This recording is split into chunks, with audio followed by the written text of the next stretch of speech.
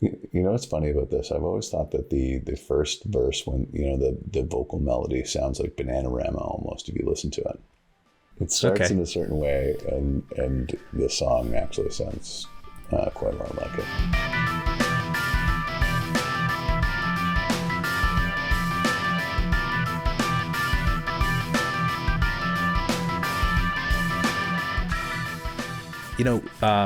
Brent, good evening, my friend. It's quite a year for like anniversaries of releases, is it not? I just thought it was Appetite for Destructions. Like what would that have been? That came out in 87. So it's what is that, 35? 35. Yeah. Mm-hmm. He's seeing all kinds of milestones this year, or in the last couple of years anyways. Oh, for sure. In 2020, a lot of 40ths. So like Back in Black. Oh, yeah. A lot of big albums came out. British Steel came out in 1980. So, yeah. Yeah. Yeah, that's definitely true. That's a funny thing, because it's bittersweet. You think like it's great that album is being recognized, as much as it is, but at the same time, it's like, holy crap, it's 40 years old. Because you naturally say, oh my God, I'm 53 years old now. I'm not the 14-year-old kid listening to, screaming for vengeance in my bedroom anymore. Well, it was funny. Eric Alper, he's really good at posting on Twitter and social media. Mm-hmm. And I saw one that he put up the other day, and it was like a 4-part, like one image with like 4 different boxes of like Matt Damon, like aging in Saving Private Ryan. Mm-hmm. So going from a younger self to his older self, and like that kind of like time lapse shot. But above it was text that read, "Went to classic rock station to listen to Led Zeppelin and got Weezer." I was like, oh man, I guess we're almost there, aren't we? That's a weird thing, and it's funny that you say Weezer, because just this morning I was thinking about Weezer, and I could be wrong about this, but Weezer's effect on just that whole idea of like the nerds winning, right? I know in Revenge of the Nerds that was kind of championed in the movie as well, but that was really, for me, and again, I could be wrong, but the first time I noticed that it was cool to be a nerd. And it was almost like there was this kind of inverted shift, right? Where people didn't try hard to look cool anymore. To be a nerd was cool. And then it just kind of like, and now, I mean, it's cool everywhere. Is not what it used to be when we were kids. It's cool to be weird. It's cool to be the anti-hero. Oh, yeah. Do you know what I mean? It's cool to be what you shouldn't be. Well, you think about yourself in between either, depending where you're at, the year 2000 and probably between the year 2000 and 2010, or maybe even 2015, looking back on family photos of the 90s going, I can't believe you were wearing that. And I'm sure people were doing that in the 80s. I can't believe you were wearing that. Dude. And now I know that the 80s look hasn't like fully resurfaced with like the big hair and like all like the sweatbands and stuff like that, but 90s 100% windbreakers, tie-dye, like sweatpants, things that don't fit, and like fanny packs. I think that's all it now. People, I don't own one and I never will, but people have fanny packs, don't they? Still? Well, yeah. My son has a fanny pack. Yeah. Yeah, but he has to carry his EpiPen in it, so it's kind of like it serves a purpose. But oh yeah, man, it's a thing. Like even the Blue Jays are giving away like cross body bags, fanny pack. So it's called cross body bag. It's fanny kind of bag. A ghoulish name, isn't it? Right. It's weird, but Stranger Things is doing a good job of bringing back the fashion, as kind of corny and terrible as that show has come out to be. It's it's doing a good job reviving the fashion sense of the time. There's so much equity in nostalgia, Alex. Yes. So much equity. I was having this conversation with somebody the other day about bands going out there. And I mean, we this is obvious, and we've known this for a long time, but like all these bands are just really cashing in on nostalgia. They really are. And any band, it doesn't even matter like who you are, you're out there. Metallica just put out a lyric video for Master of Puppets, something they've never done before. The worst kind of bit of irony that I remember ever experiencing when it came to Metallica, not irony, but just like stuff that just makes your stomach turn. I happened to be in the room when Young and the Restless was playing soap opera, and these two teenagers were talking to each other, and one of them said, "You listen to Metallica?" And the other one said, "Only the old stuff, man."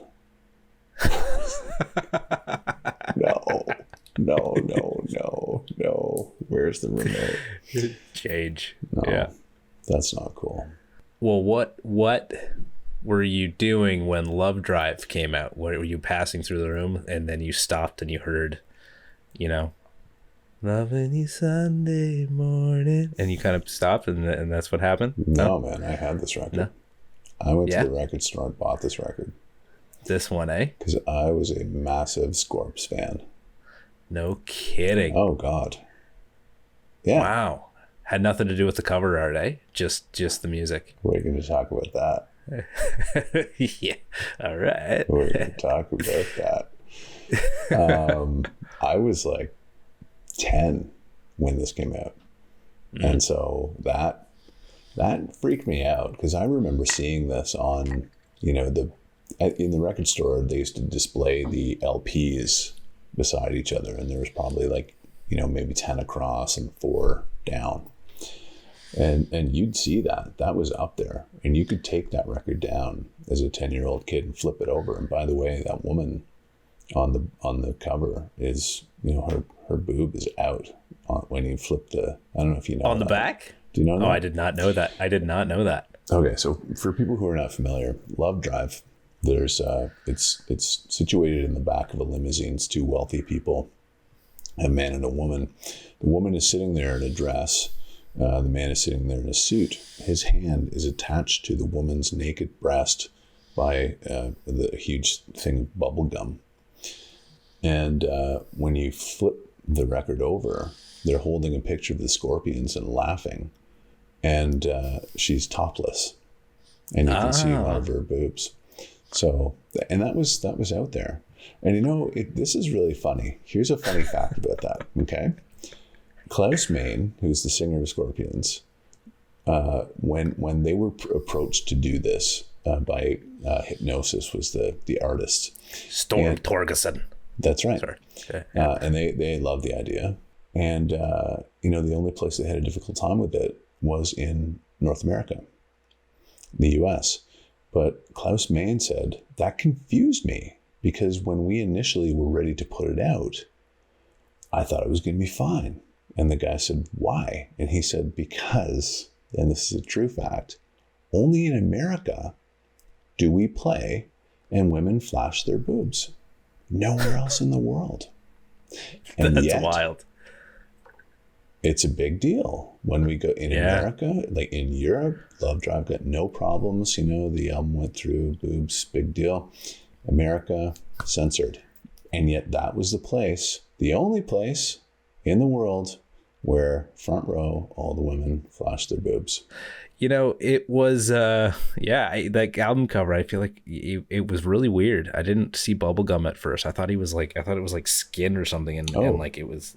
Yeah, I don't know. Yeah. It was really weird. It didn't look like... It just looked like he was pulling skin off of her or something. Oh, jeez.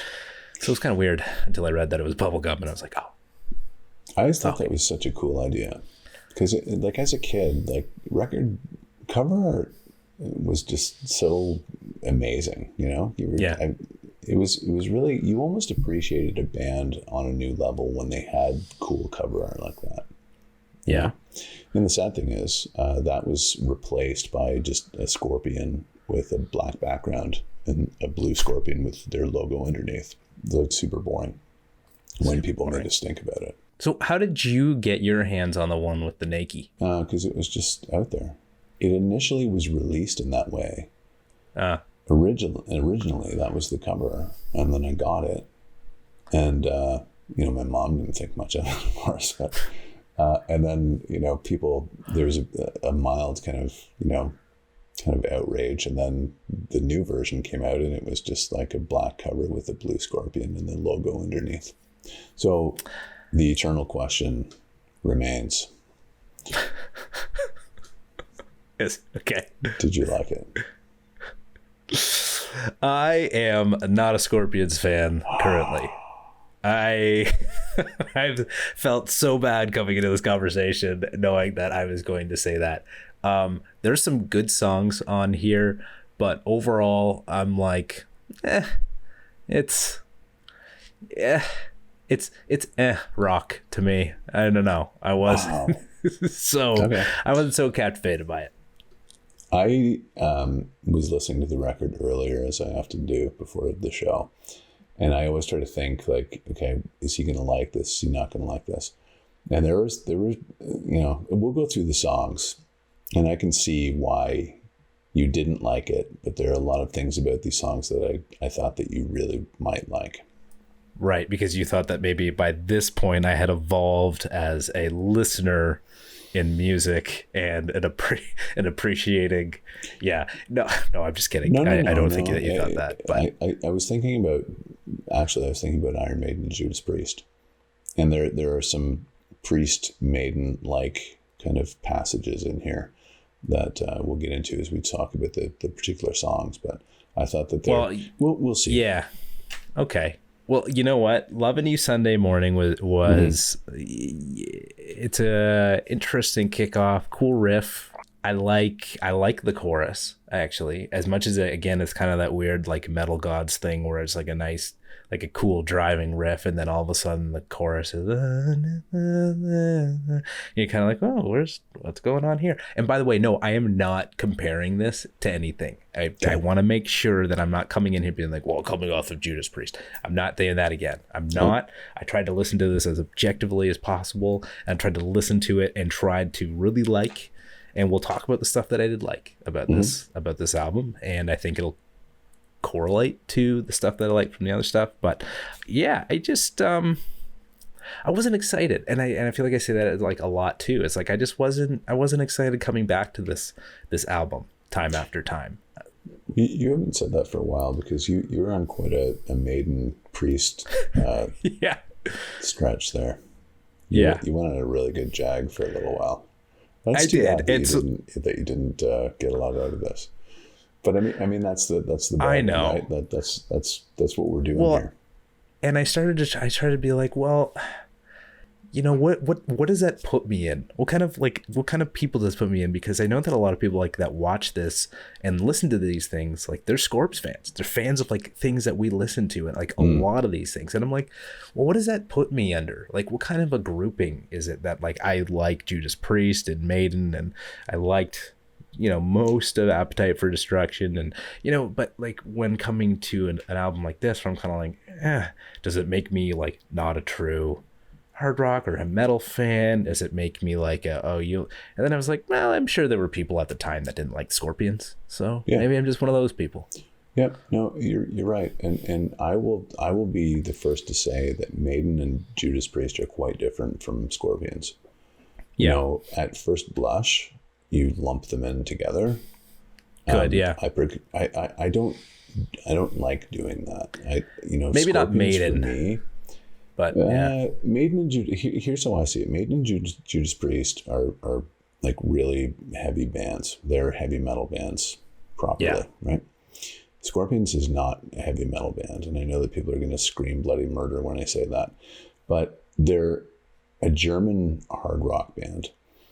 If you want a German heavy metal band, listen to a band called Accept, and you will see exactly what I'm saying. So listen to Balls of the Wall by Accept, and then go back and listen to Lovedrive, and you'll see the difference. Trust me. So I get, especially, and I know you're not comparing, especially after that jag you went on with Judas Priest and Iron Maiden, I get why you'd look at this and go, Yeah, I get it.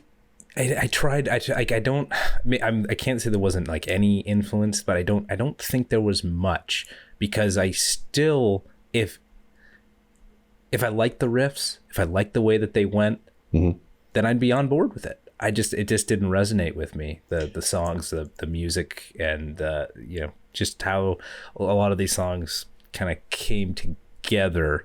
And again, it didn't excite me like some other albums did. So let's go through the songs, and because there's only 8 of them, it's a pretty short album. I think it's like it is pretty short, 37 minutes maybe. Yeah. So let's go through and talk about the songs. So kick off.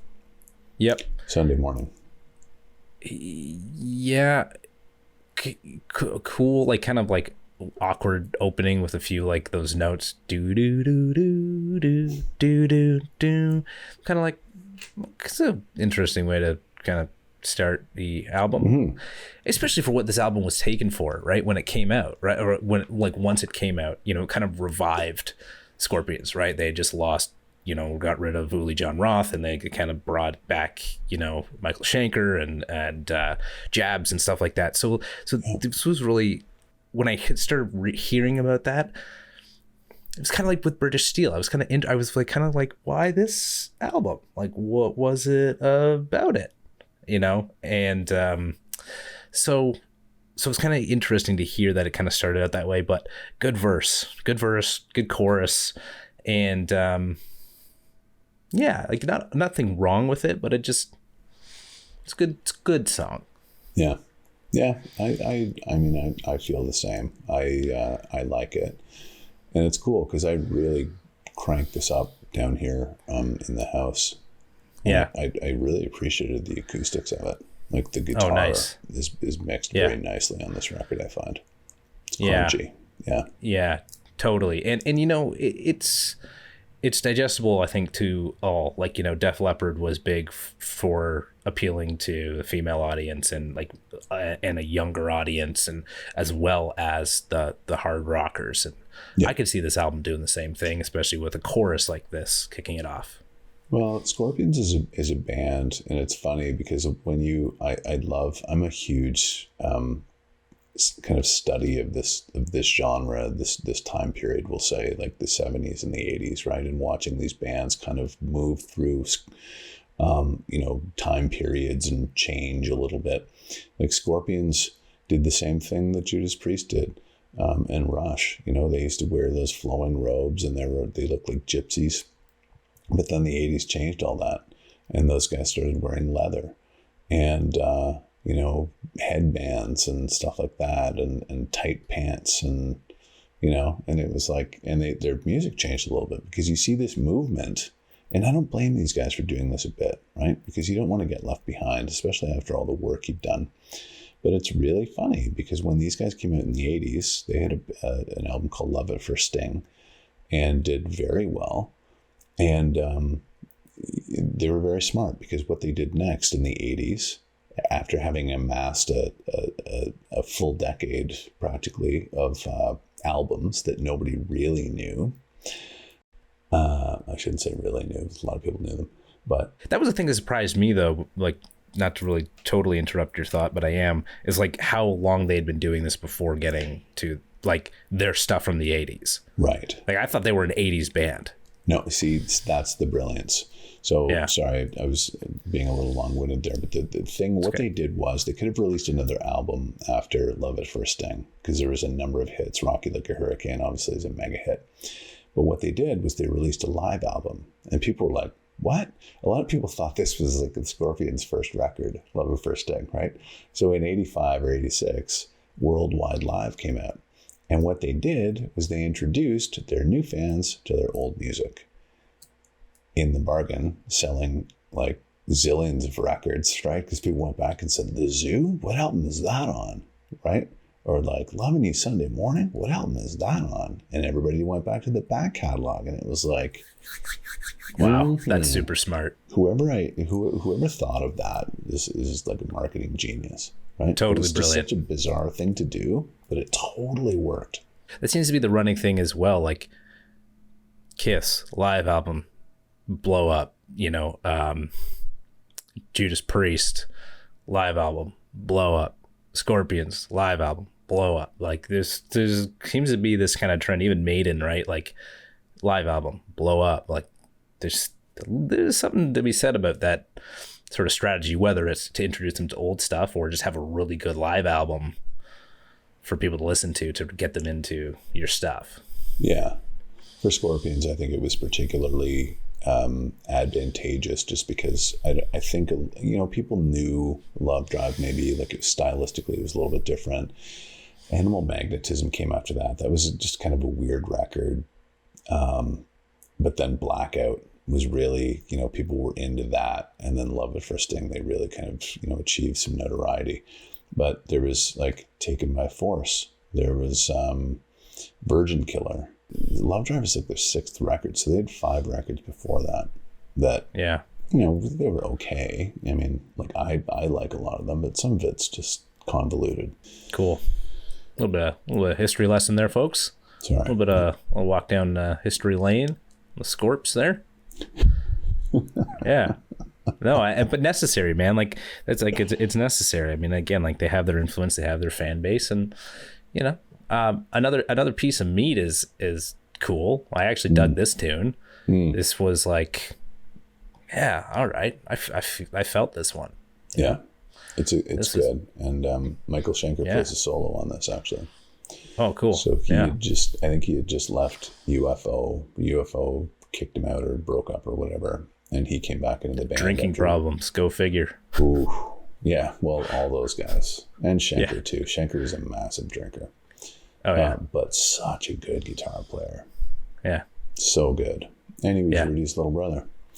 So he came back into the band, but again had just a host of problems, and that was sticky because Matthias. This is funny. His name is pronounced Jobs. Jobs. So not Jabs. Well, see, I called him Jabs all the way through high school, but you know who set me straight on that? Andy Curran. Okay, I was gonna say him or Rick Emmett must have done that. But Andy Curran is a massive Scorps fan, and he brought in "She's a Woman" or "He's a Woman, She's a Man" or one of their old tunes, and he said Klaus Meine and Matthias Jobs, and I was like, "Holy!" This is like super pronunciation. He's got a job.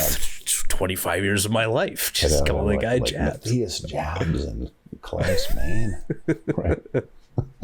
That's great. Yeah. That's hilarious. Yeah. Anyway, Schenker, Jobs kind of got the short end of the stick there. He came into the band. Schenker came in and said, "I want to join." So they kind of tossed Jobs, which is brutal. And then Schenker left, and they're like, "Can you come back to the band? You got to come back." I played a lot of live stuff with them, right? But apparently he said, "Okay, there's going to be a lot of conditions," and there was like he told them he wanted like a proper contract, and you know, he made a lot of stipulations and a lot of negotiations, and he got what he wanted because he's still there now, and that was 79. So here's your first point of contention I'm sensing right here in the next song, "Always Somewhere." What? Oh, you mean "Simple Man" by Leonard Skinner? Is that the song you're talking about?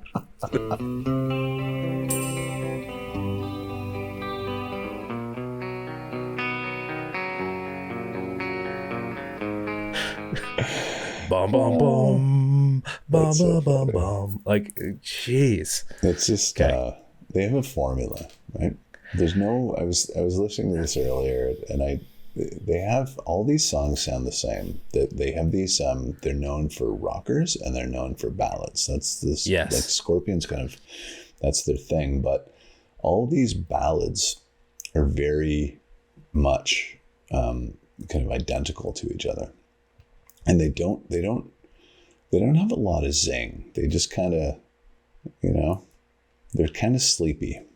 They are, but I think they are really good at them. I think they sing them well. I think they do play. Aside from the fact this sounds exactly like Simple Man, like that didn't occur to me before. Oh my God. It's like, it's almost embarrassing. I can't even listen to it because I'm just ready to sing that song. But when I did listen to it, I'm like, it sounds nice. Like, and that's what I remember, like Wind of Change, like the guys are good, I think, at writing and singing slower songs, so, especially Holiday, which we'll get to clearly, is, it's sung well and put together well. And I think they do the ballad nicely, but you're right. It probably, a lot of them do sound the same. Well, they branded it, they've got, when you hear the beginnings of the beginning strains of any of these songs, Holiday, Always Somewhere, No One Like You, or not No One Like You, they all sound the same. Yeah. And you know No One Like right You away that it's Scorpions. No One Like You to a point, like the verse is slow and like it's kind of this, same kind of formula, and then it picks up obviously for the chorus. I love that chorus, like, of that song. That's a killer tune. Yeah. But Coast to Coast was awesome. Oh, you didn't like it, eh? It's like almost 5 minutes of just plotting. You know what I mean? I've never liked this. It's on that live record. I don't even know why it's just like, it doesn't go anywhere. Do, do, do, do. You're like, okay, what's going to happen next? And I don't know. I shouldn't be so mean, but it's a skipper for me. No, I hear you. I don't think it needs to be that long. I think it probably actually could have been like 2.5 minutes. And it would have been a cool little, like, maybe interlude or, kind of Correct. End of side 1, beginning of side 2, potentially kind of a thing. But I like the instrumentation. I like the guitar tone. And I do like the melody of it. It just, you're right. It doesn't go anywhere and could be shorter. But otherwise, I like it. Well, if it's almost 5 minutes and the record is just under 37, that's a lot of time spent. And that's how I see it. I just think, like, you kids are paying money for this stuff, and it's like, like it's a hard rock album instrumental. Like, it's not a Rush instrumental where it's going to be like, thing. It's enjoy not a this, YYZ, right? No, exactly. Yeah. So but I think it's cool. I think it's Scorpions. I think it sounds like Scorpions. I think they have a sound. They got kind of a way of doing things, and I think that's huge. And aside from being too long, I dig Coast to Coast. Well, good. I'm surprised. Yeah. Good. Yeah. Because there's no singing. There's no singing, which I started to come to realize might also be my issue with the Scorpions. I was worried about that. Yeah, he's a preferred taste vocalist for sure. Yeah, I was listening to Worldwide Live, and what is it? Bad Boys Running Wild. Yeah. Okay, it does not sound at all like he's singing Bad Boys Running Wild. It's like Bad Boys Roy, like it's like completely not those words. No, I get it. He's German. Joke. No, that's it. But like, not just German, like super duper Alice Cooper German. Like it's funny because like when he in interviews, I've heard him say, like, Blackout is a song and a record by Scorpions, but he doesn't say Blackout. He says Blame Count. For real, right? Blame Count. I'm like, what? That's just Blackout. Like it. Whatever. I'm not going to hack on the guy for that, but it's just completely and absolutely different. It is. And if you're not into it, it kind of puts you off. And I think it put me off, and it is, again, like, I'm not knocking the German accent. I don't know. Like, sometimes it works, Rock You Like a Hurricane. Love that tune. It worked. Yeah. No One Like You. Love that tune. It works. Like, I don't know, but like through quite a bit of this stuff, it kind of was like, I don't know, like Holiday. I thought he was going to say Harley Davidson. Like, he's like, just the way that he says Holly and then Day, just, but sorry. It's different. I like him. I do. Yeah. I think, he's a really good singer. He is. He is. He's had a lot of problems with his voice. I don't know if you knew that. He was known, like, notorious for developing vocal nodes on his vocal cords in his throat, and he was sidelined quite a lot in the, I want to say, mid to late 80s and 90s for developing nodes. because he sings like so high and so aggressively, right? But yeah, I like him a lot. Can't Get Enough is a killer tune. Side 2 Kickoff. It's a good kickoff. Great song, riff, riff, man. Great. And that's that's the other thing, is that it's funny because the Scorpions love their ballads, but they also love their rockers, as I was saying earlier. And this is like, dude, and like they have so many songs like this. Something interesting happens after this one. When they bring in the reggae? Yeah. Isn't that weird? Yeah. It is weird. It's 100% weird. It's like somebody else kind of wrote and recorded this song. So it doesn't fit on the record at all. No, it doesn't. It almost sounds like... So a couple thoughts about this. So this is, 79, right? Reggae was like big back then, or it was coming on, right? So now think about British Steel, 1980, and The Rage, right? The beginning of The Rage. So same thing. So the influence was there. I always thought this is kind of cool because, like, in reggae, there's a lot of metered notes, like, you know what I mean? Like, and it's very rhythmic, but that kind of lines up quite nicely with like hard rock, because there's chugging, and especially Scorpions love those, like, those chug notes, right? Those muted notes. Scorpions love that. So this works for them. It's a good fit. Otherwise, if there anybody there is a complete... Oh, you don't like it? I like it. Yeah. You know what's funny about this? I've always thought that the first verse, when, the vocal melody sounds like Bananarama almost, if you listen to it. What's that? Cruel, Cruel Summer. So listen to it. Oh, okay. It starts in a certain way, and the song actually sounds quite a lot like it. Cruel, Cruel Summer. Bananarama. Okay. Anyway. Yeah, I don't know. It's just not. I think it's just in the context of the album doesn't fit. I don't think it's a bad song. Again, I just feel like I'm like, where did this come from? What is this? Yeah, it doesn't. Yeah.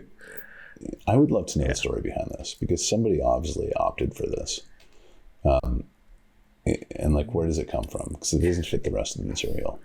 So something happened there where somebody said, we should try and like put some reggae in the record because it's hot right now. Lovedrive is next. The title track. Great tune. Yeah. Really? It's cool. Yeah. Wow. It's I thought you'd like it. It's okay. I don't know. That's all I got for it, man. I'm like this is a problem.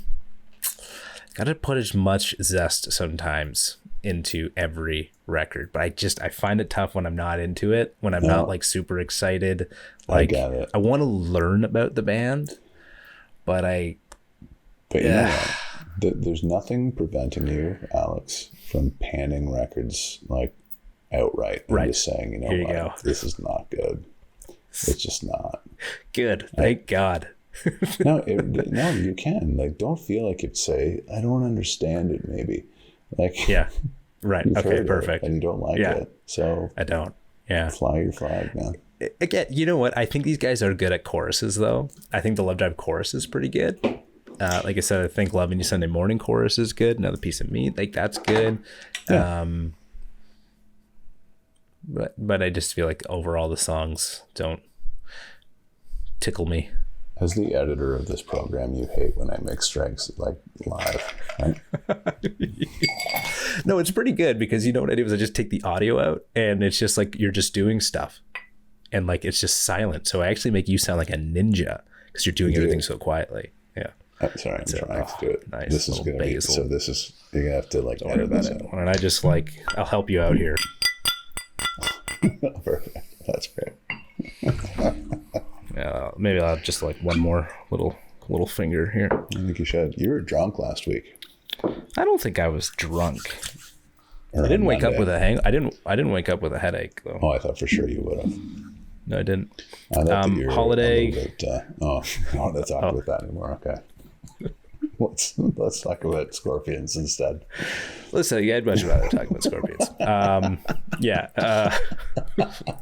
Jesus. My parents watch this show, Brent. Come on. Sorry, Mom. You Sorry, were Dad. drunk last show. Oh, Sorry, Holly. I can't even remember, man.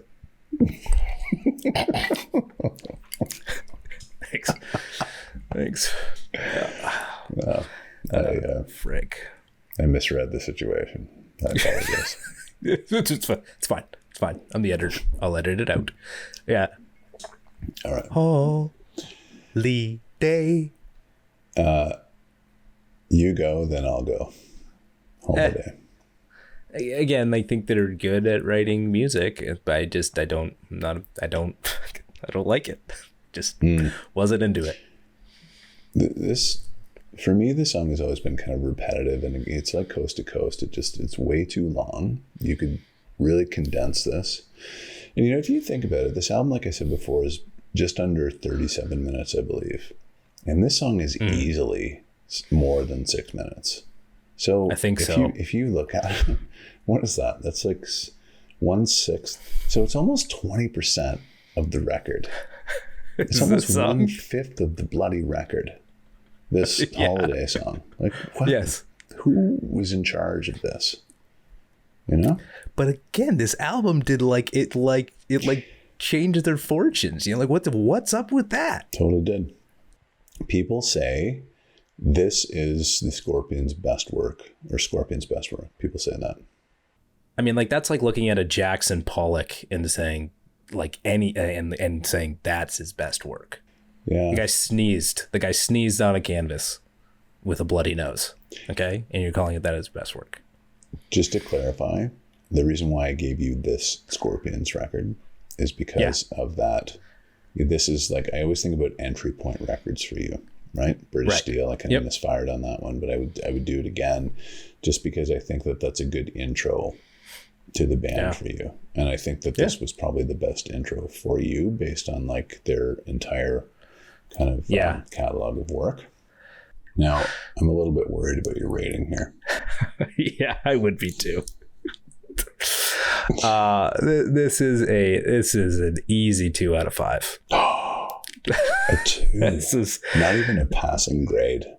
It's man. I can't get behind. Oh, you know what? Maybe that's too low. No, it's a 2 for me. It's a 2 for you, right? I found myself rather like listening to AM radio. So, wow. I've been holding on to that one. I'm just kidding. No. Sorry, Brent. Sorry, Scorps fans. Sorry, Ladano. I just can't. This album's not for me. So now we are in a precarious position because I was going to introduce you to Scorpions' Blackout record based on your reception of this particular album. I don't think that's sorry, man. I don't think we're going to do that. So making you think on your toes here. No.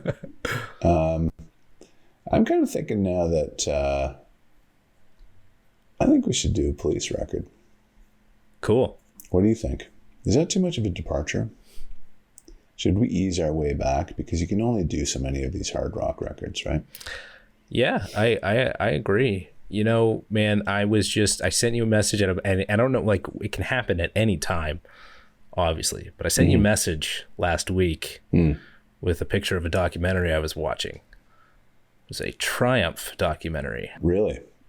At some point. It doesn't have to be now. I think it could be good to go later. I might do Police and come back to the genre, whatever you want to do. I'll stay on it. You want to do, let's do Allied Forces at Triumph. Great. Oh, good. My plan worked. Oh, really? Yeah. You had a little plan. Yeah, it was bring it up. See what he says. That was my plan. Wow. Okay. Right. That's all. Let's do it. Well, the show is really about you at the end of the day anyway, isn't it? It's called the Alex Huard Record It Club. is about me. That's correct. That's right. I'm, by the way, changed the name of the show from Thursday Night Record Club to, yes, Alex Huard's Record Club. That's right. With Brent Jensen. With special guest appearance by your little wingman. Yeah, right, man. I'd be nowhere without you at this point in my life anyways. Shucks. Musically, anyways, my wife and kids are my life, my everything.